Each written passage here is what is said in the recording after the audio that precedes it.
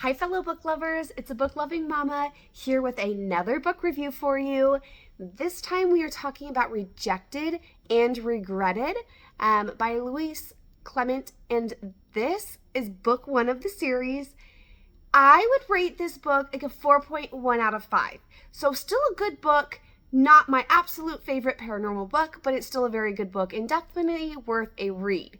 This book follows Avril and Cohen. Avril is an Omega, and it starts the book off with her getting rejected and kicked out of her pack by Cohen's father, and Cohen, as her mate, rejected her and let her go. Then it flashed forward years later, and we see them coming back together. This time, Avril has a little surprise of her own. She is an alpha, and he has no clue. She is there to get a possession that he has, and she needs it.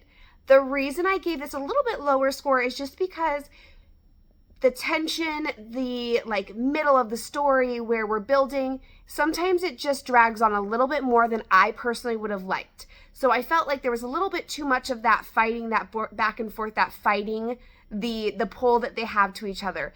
But of course, you do have lots of action. You do have, both point of views here in the story, which I love those kind of stories where you get to see both point of views. It does take a little while before we see Cohen's, which is great.